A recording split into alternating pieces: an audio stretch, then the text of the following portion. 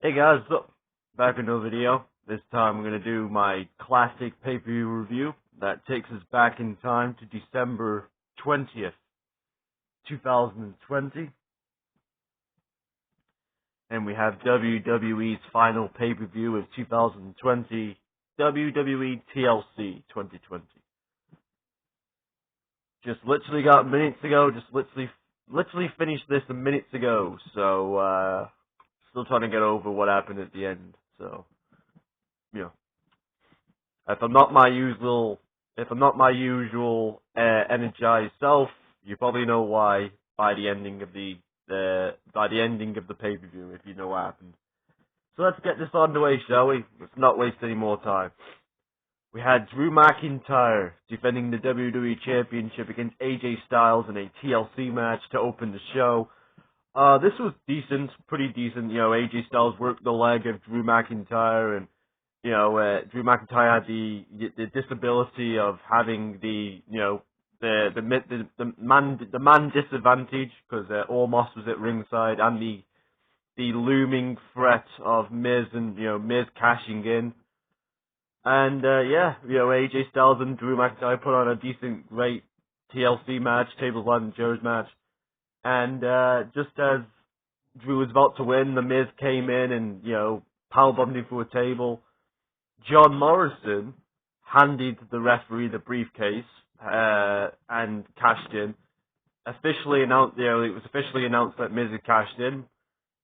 Then Miz lost. Drew McIntyre was still able to overcome the match, overcome the numbers game and the disadvantages and all that stuff, and to win and get the victory. This was pretty decent. Pretty decent stuff. I like this match. Really liked it a lot. I get why they did it, but I don't like the aspect of what happened after this event where Miz just got the briefcase back because it was John Morrison that handed the briefcase to the referee, not the Miz. I get it, but it's like he was officially announced for the match. Like, he was officially announced as he was cashing in, so...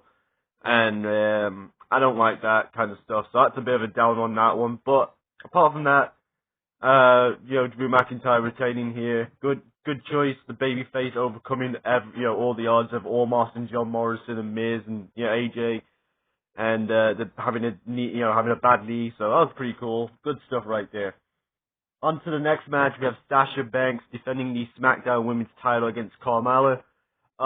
This match was better than I expected it to be. I expected it to be a fine match, like just fine. But it was actually pretty decent, a lot of decent reversals from Carmella, and Carmella brought it, and, Reggie got involved a couple of times, but in the end, Sasha was able to retain. Pretty decent stuff. No problem with this match. Then we had the next match. We had Cedric Alexander and Shelton Benjamin of the Hurt Business taking on the tag team champions, The New Day of Xavier Woods and Kofi Kingston, for the Raw tag team titles. This match was pretty decent. Always good to see Shelton Benjamin on a pay-per-view. It really brings that nostalgia. As I said yesterday with Edge on the WrestleMania, Edge being a heel on the WrestleMania review. Shelton Benjamin. Growing up, Shelton Benjamin, was one of the featured stars, so pretty cool stuff with the team right here, having a pay-per-view match, him and Cedric Alexander defeating the New Day to become the tag team champions, and pretty decent stuff. There was a very interesting finish at the end where Cedric tagged him, let me start, sorry about that. Cedric tagged himself in, and got the win. And Shelton wasn't very happy about it because Shelton looked like he was about to get the win. So I know the Hurt Business still won, but it was kind of interesting, like some teasing for down the line where the new tag team champions may not be able to get along. So pretty cool stuff. I like that match. Awesome stuff. Then we had the next match. We had Nia Jax and Shayna Baszler taking on Asuka and Charlotte Flair. For the returning Charlotte Flair, who was Asuka's mystery partner on this night, replacing the injured Lana, who got taken out on Raw by Nia Jax and Shayna Baszler. This was just Charlotte Flair's return match. Nia Jax had taken Charlotte out earlier that year when they were in the Performance Center. So, this is just her return. It was a fine match. I didn't really care too much about it. My biggest problem is I feel like the Raw Women's Champion Asuka at that time should be defending the title in single programs rather than sticking her in the tag team titles. That's more on the creative at the time rather than the people themselves.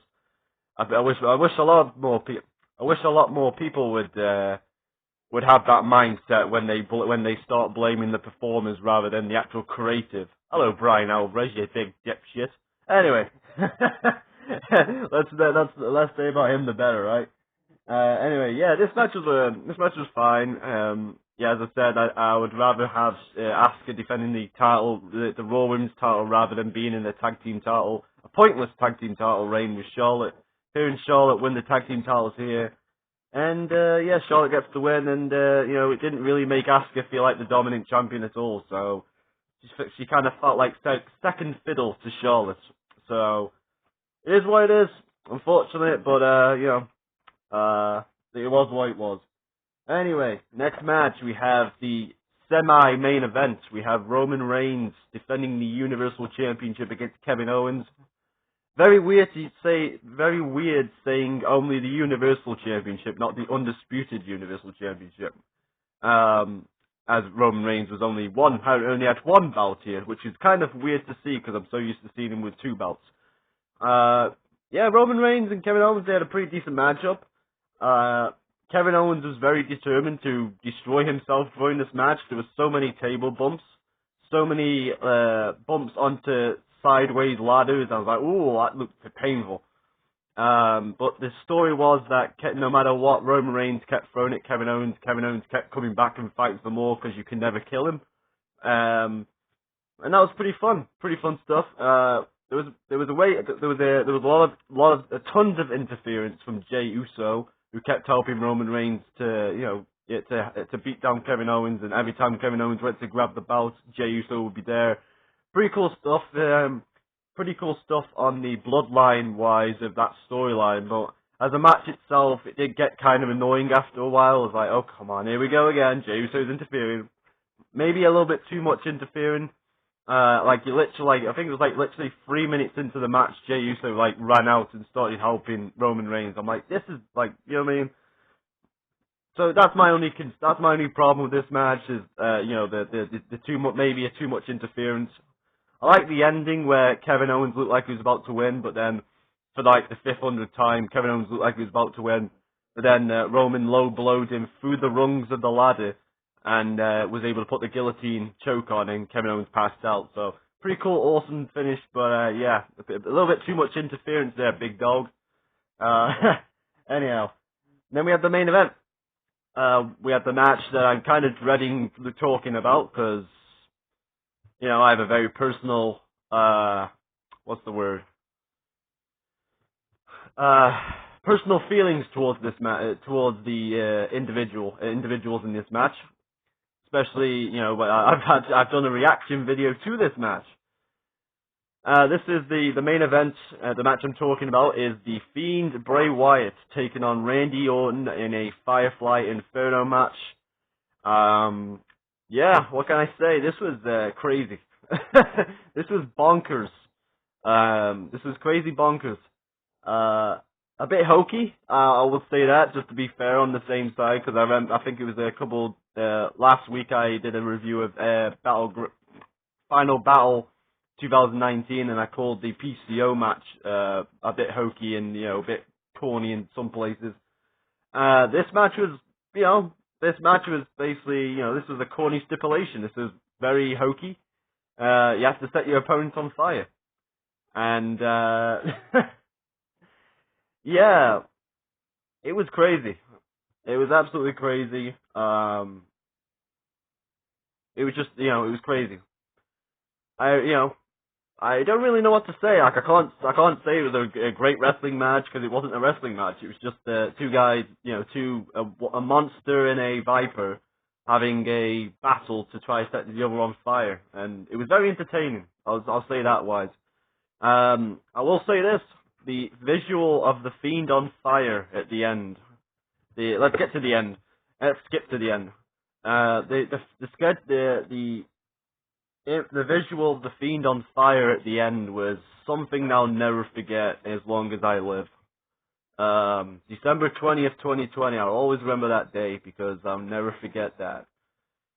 It's buried. I keep it buried somewhere. I keep it buried in the back of my mind. I know that sounds a bit corny, but I really do. Like, because I really care about Bray Wyatt so much as a performer. Glad he's back. But I had no problem with this result. I know a lot of people may expect me to go out there and start ranting about the fact Randy Orton beat him. But no, I had no problem with the fact that I had no problem with the results. What I do have a problem with is the way that the feud ended. The feud, that is. This is not the end of the feud. We'll get to, by the way, when I say we'll get to the Fiend, the end of the feud one day, I'm not like doing a teaser for like, ooh, I'm gonna rant when I get to that one, because I don't know. I don't really know. It is what it is. Like, I'll stick to this for now. I'll stick to talking about this. The match itself, the visual of the Fiend on fire was tremendous, and I'll never forget it. Like, him running towards Randy Orton while on fire is something that I'll never forget as long as I live. And the aftermath, the aftermath where Orton RKO's him and then sets fire to his entire body. I know it wasn't really the Fiend; it was a plastic dummy. Oh, pull the curtain back. But yeah, it was fun. It was a fun time. It was very, very, very memorable.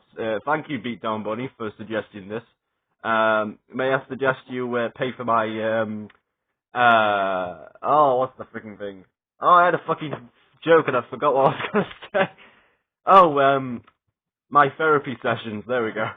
Yeah, Beatdown Bunny, I suggest you pay for my therapy sessions one day when I'm in therapy, telling the therapist about how this sent me down a dark path, and you opened the box to all those memories, and they came flooding back. Anyway, guys, yeah, so that was pretty fun. That was, it was a pretty unique ending to end the event with the Fiend on fire and in the ring, and Randy Orton doing that stupid little pose of his. But yeah. I had fun with it. I had fun. Yeah, crazy times. It was a crazy ending to a show that was a really good show. I really enjoyed the show. I'm gonna give it an 8 out of 10. Show wise, I thought the show was really good. The wrestling, some of the wrestling stuff was really good, and then that bonkers crazy match at the end with the Firefly Inferno at the end was crazy, and I'll never forget it as long as I live. So, anyhow, that's going to be it now, guys. I hope you enjoyed the video. Give me a like if I deserve it. Comment below. Tell me what you thought of the pay-per-view. And, I'll see you again next time. And I'm out.